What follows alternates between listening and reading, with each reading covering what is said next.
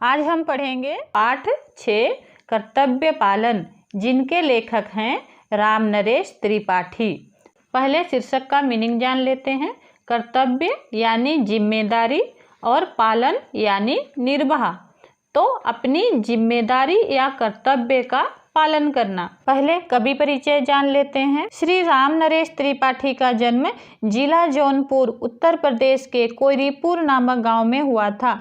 ये एक मननशील विद्वान और परिश्रमी व्यक्ति थे। इनकी रचनाओं में नवीन आदर्श और नव युग का संकेत मिलता है। इस एकांकी में वन रक्षक के कर्तव्य पालन का सहज, सुंदर और रोचक वर्णन है। कर्तव्य पालन एक एकांकी है, यानी एक ही अंक में पूरा होने वाला नाटक है। पहले एकांकी का सारांश थोड़ा जान लेते हैं। इस नाटक में 3 पात्र हैं। पहला राजा, दूसरा वन रक्षक जिसका नाम है पुंडरीक जो कि जंगल का रखवाला है, तथा तीसरा राजा के दरबारी। इस नाटक में राजा शिकार खेलने के लिए जंगल में जाते हैं और किसी कारणवश राजा के दरबारी राजा से अलग हो जाते हैं और तभी शाम भी हो जाता है और राजा रास्ता भटक जाते हैं और तभी पुंडरीक का आगमन होता है और दोनों के बीच का वार्तालाप इस नाटक में दिखाया गया है।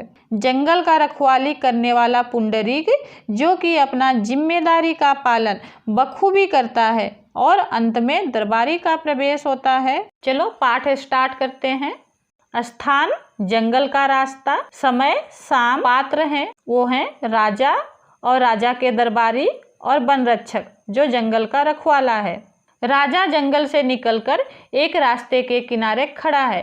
पहले यहाँ पर थोड़ा सा पिक्चर देख लेते हैं। देखो यहाँ एक जंगल है और जंगल में एक रास्ता है और उस रास्ता के ऊपर राजा खड़े हुए हैं। तो पहले राजा बोल रहे हैं, एकाएक यह तो किसी के घर का रास्ता है, यह सबके लिए खुला नहीं हो सकता। खड़े खड़े होठों पर अंगुली रखकर, मैं राजा हूँ। आश्चर्य है, अंधेरा मेरी कुछ भी परवाह नहीं करता, वह बढ़ता ही आ रहा है। तो यहाँ देखो राजा रास्ता के ऊपर खड़े हुए हैं और वो अपना अंगुली होठों पर यानी अपने मुंह पर रख के वो कुछ सोच रहे हैं और बोल रहे हैं कि वो ये रास्ता जंगल में तो नहीं हो सकता, जरूर ये रास्ता किसी के घर की ओर जाता होगा। मामूली आदमी की तरह मैं भी भूल और भटक सकता हूँ। और यहाँ पे फिर राजा आगे सोच रहे हैं कि एक आम आदमी की तरह मैं भी रास्ता भटक सकता हूँ, कहीं भी गुम हो सकता हूँ। पूरब, पश्चिम, उत्तर व दक्षिण दिशाएं भी जो मेरा आतंक मानती थी, इस समय सब चुप हैं। दरबार में बढ़ बढ़ कर बातें करने वाली मेरी बुद्धि इस समय नहीं बता सकती कि मैं किधर जाऊं, क्योंकि राजा है इस नाते वो सारे लोगों के साथ चतुरता से बात करते हैं, पर इस समय उनका ज्ञान भी साथ नहीं दे रहा है। इस समय तो किसी भिखमंगे का कुत्ता भी मुझ पर भौंक सकता है और वह भिखमंगा मिले तो मुझे सलाम भी ना करे और बढ़िया बढ़िया चमकीले कपड़े, और अगर कोई भिखमंगा का कुत्ता आए तो वो मुझ पर भौंक सकता है और ये बढ़िया बढ़िया कपड़े। यहाँ पे फिर वो देख के अपने कपड़ों को बोल रहे हैं कि ये इतने सुंदर सुंदर कपड़े। ओह, मुझे पता तो चल गया कि मैं वास्तव में राजा नहीं मनुष्य हूँ। फिर अभी राजा बोल रहे हैं, सोच रहे हैं कि अभी मुझे सचमुच में पता चल गया कि मैं एक राजा नहीं हूँ, मैं एक मनुष्य हूँ, एक आम मानव हूँ। किसी की आहट सुनता है। जब राजा सोच रहे होते हैं तब किसी का आवाज सुनाई देता है, कोई आ रहा है, मुझे क्या करना चाहिए? क्या कुछ राजापन दिखाऊं? नहीं नहीं, फेंको इस राजापन के ढोंग को, मनुष्य होने का लाभ लो।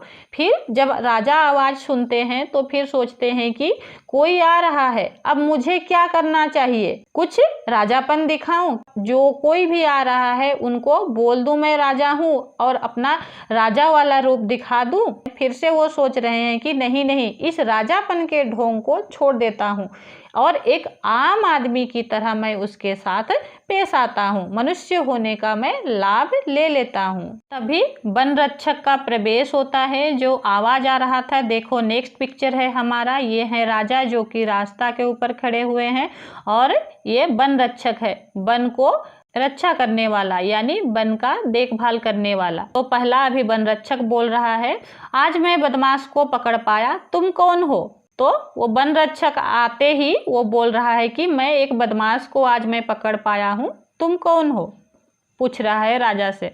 फिर राजा बोल रहे हैं मैं बदमाश नहीं, तुमको विश्वास दिलाता हूँ। राजा बोल रहे हैं कि मैं बदमाश नहीं हूँ, ये मैं तुमको भरोसा दे सकता हूँ। वन रक्षक अच्छी बात है, किसने बंदूक चलाई?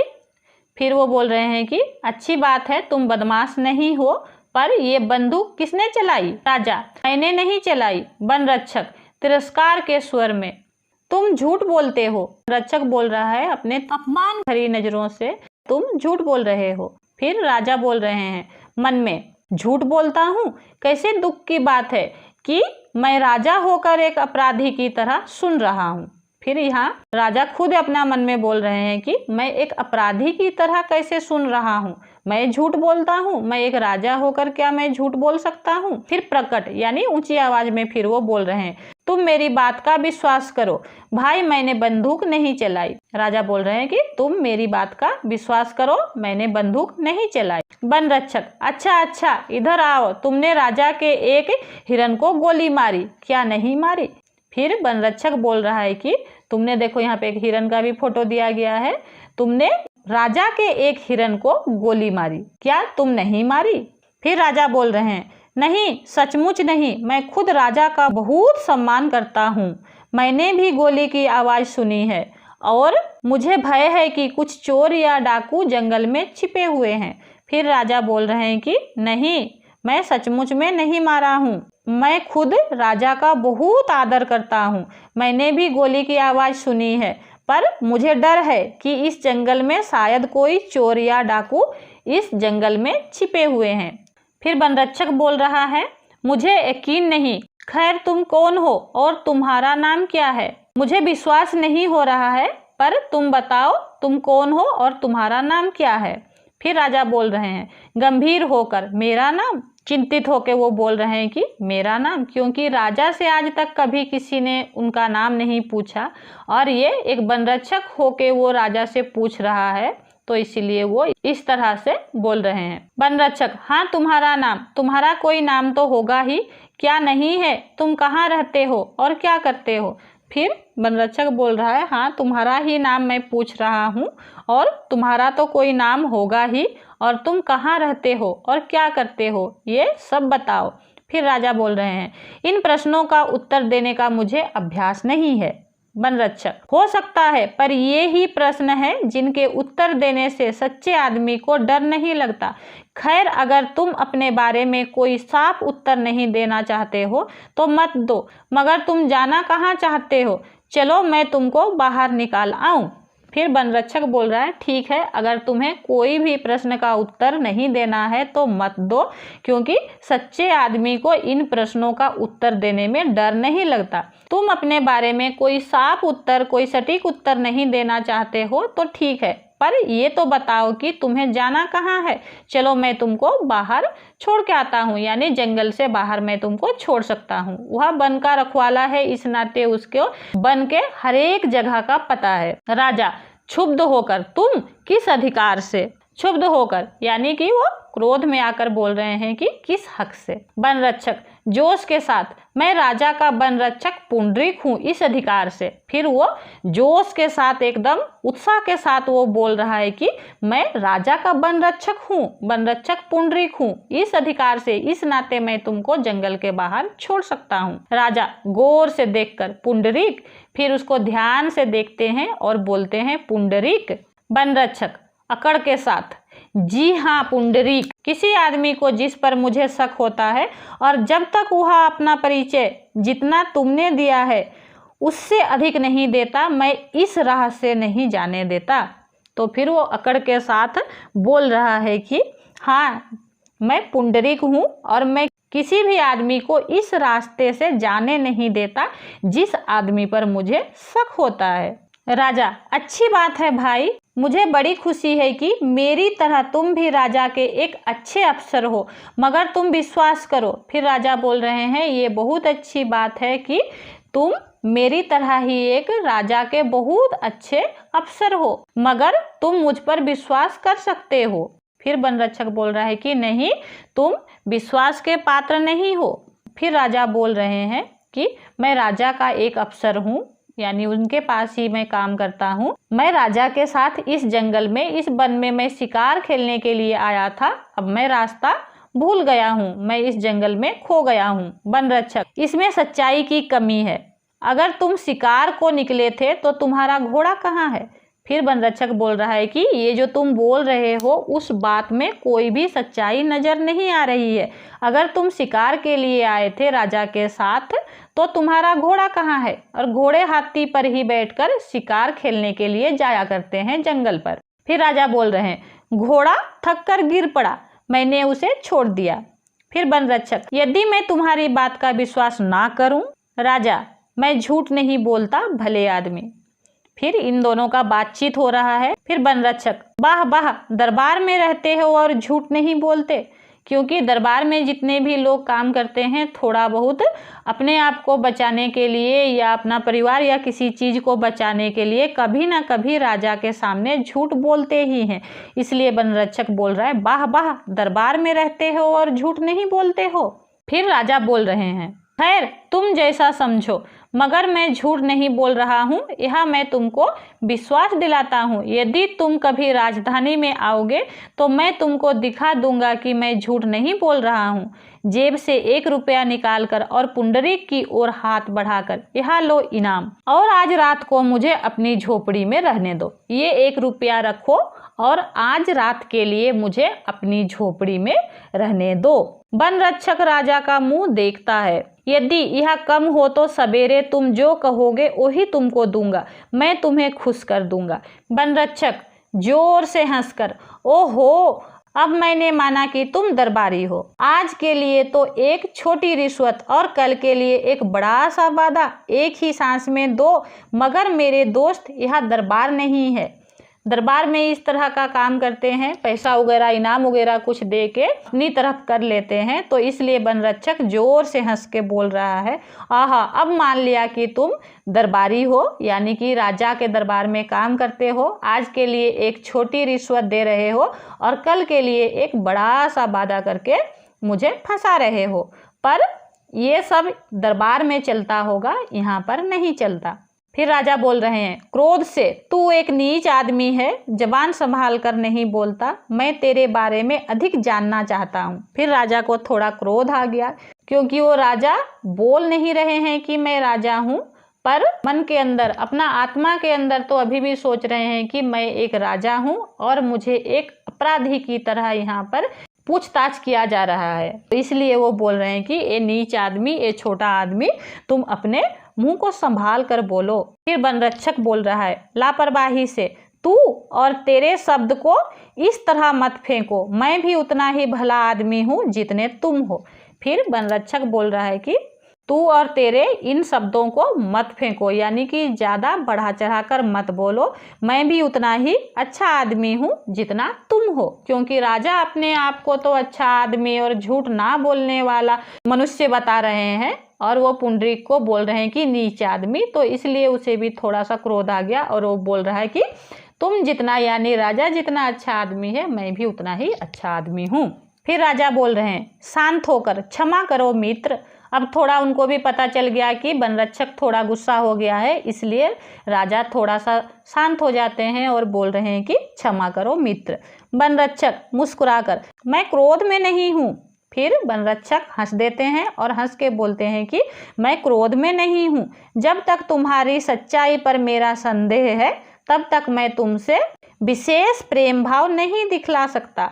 तो जब तक मुझे तुम पर शक है, क्योंकि राजा अपना नाम भी नहीं बोल रहे हैं, उनके राज्य का भी नहीं बोल रहे हैं, अपना परिचय कुछ भी नहीं दे रहे हैं, इसलिए वन रक्षक को उन पे संदेह है। इसलिए वन रक्षक बोल रहा है कि जब तक मुझे तुम पर पूरी तरह विश्वास नहीं हो जाता, मुझे तुमसे विशेष प्रेम भाव नहीं दिखाना है। फिर राजा बोल रहे हैं तुम ठीक कहते हो, पर मैं तुमको कैसे विश्वास दिला सकता हूँ। फिर वन रक्षक बोल रहा है ओह, तुम जैसा मुनासिब समझो करो। राजधानी यहाँ से 10 मील यानी 16 किलोमीटर, पहले मील से कुछ भी रास्ता वगैरह को नापा जाता था, तो इसलिए 10 मील 16 किलोमीटर यानी आज के हिसाब से 16 किलोमीटर है। पर तो है, तुम अपनी राजधानी जाना चाहो तो मैं तुमको रास्ता बताऊंगा, और मगर तुम रात भर इस गरीब के घर में टिकना पसंद करो तो मेरे सिर आंखों पर रहो, सवेरे मैं तुम्हारे साथ चलूंगा।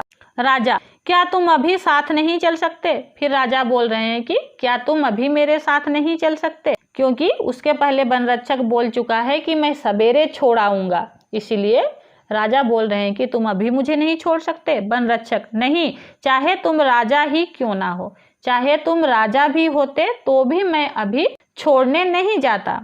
राजा, तब तो चलो, मैं तुम्हारे ही घर में रात काटूंगा। घोड़े पर सवार एक सरदार का प्रवेश। वन रक्षक साफ साफ मना कर देता है और बोल देता है कि चाहे राजा ही क्यों ना हो तुम, पर मैं अभी तुम्हें छोड़ नहीं सकता। इसलिए राजा ने फैसला कर लिया कि ठीक है, फिर आज की रात मैं तुम्हारे ही घर रहूंगा। घोड़े पर सवार होके यानी घोड़ा पर बैठा हुआ एक सरदार का आगमन होता है। दरबारी, वो फिर आके, वो जो सरदार था वो एक दरबारी है, वो दरबारी बोल रहा है, महाराज कुशल से तो हैं? महाराज के लिए हमने सारा जंगल छान डाला, क्योंकि वो भटक चुके थे और उनके जो सिपाही थे, जो दरबारी थे, वो भी अलग हो चुके थे। इसलिए वो आके बोल रहा है, आप ठीक से तो हैं? आप कुशल मंगल तो हैं? आपके लिए हमने सारा पूरा जंगल हमने खोज डाला। वन रक्षक चकित होकर आंखें फाड़कर, कौन? महाराज, तब तो मुझसे बड़ी भूल हुई। घुटने टेक कर, महाराज आपके साथ मैंने जो ठिठाई की उसे क्षमा कीजिए। राजा बंदूक खींचता है। फिर वन रक्षक बोलता है, जब दरबारी का बात सुन के वन रक्षक आश्चर्य के साथ आंखें बड़ा बड़ा करके महाराज को देखता है और बोल रहा है कि मुझसे बहुत बड़ी भूल हो गई महाराज, और उनके सामने घुटनों के बल बैठकर बोल रहा है, मुझे क्षमा कीजिए। राजा तभी बंदूक खींचता है। फिर वन रक्षक ही बोल रहा है, महाराज आप अपने उस सेवक का वध निश्चय ही नहीं करेंगे जिसने ईमानदारी से अपना फर्ज अदा किया है। फिर वन रक्षक बोल रहा है कि महाराज आप अपने उस सेवक का, उस सैनिक का वध बिल्कुल नहीं करेंगे जो अपना काम पूरी ईमानदारी यानी अपने जिम्मेदारी के साथ अपना फर्ज अदा किया है। राजा, नहीं मेरे सच्चे बहादुर मित्र, नहीं, मैं तुमको क्षमा नहीं कर सकता। मैं तुम्हारे जैसे नेक और सच्चे आदमियों के सम्मान का ऋणी हूँ।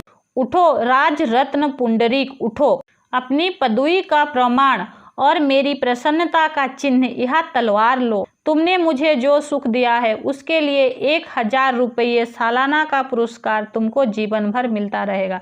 फिर राजा बहुत खुश हो गए उसके इस ईमानदारी के काम को देखकर। फिर राजा बोल रहे हैं कि नहीं, मैं तुम्हारे जैसे नेक और सच्चे आदमियों का हमेशा, उनके सम्मान का मैं हमेशा ऋणी हूँ। उठो राज रत्न पुंडरीक, उठो, अपनी पदवी का प्रमाण और मेरी प्रसन्नता का चिन्ह यह तलवार लो। आपने जो इतना अच्छा काम किया है उस काम के लिए यह मेरा चिन्ह वाला तलवार लो।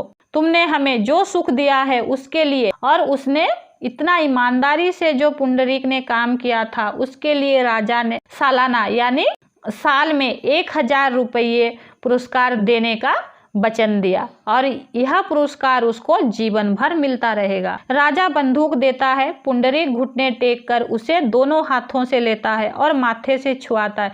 फिर खड़े होकर राजा को प्रणाम करता है। राजा, पुंडरीक। फिर पुंडरीक बोल रहा है, महाराजा, राजा चलो हमें महल तक पहुंचा आओ, आज तुम मेरे मेहमान रहोगे। फिर राजा बोल रहे हैं, ठीक है, चलो अब राजमहल चलते हैं और आज के तुम मेरे अतिथि रहोगे। पुंडरीक प्रसन्न होकर सिर झुकाकर, जो हुक्म महाराज। फिर पुंडरीक खुशी पूर्वक वो बोलता है, जो आदेश महाराज। राजा सरदार के घोड़े पर सवार होकर चलता है। उसके आगे पुंडरीक रास्ता दिखाता चलता है। सरदार राजा के पीछे जाता है। देखो पिक्चर में जैसे दिया गया है, पुंडरीक आगे चल रहा है, रास्ता दिखा रहा है, और राजा घोड़े पे बैठे हैं और उनका दरबारी पीछे, और तीनों राजमहल की ओर चल देते हैं।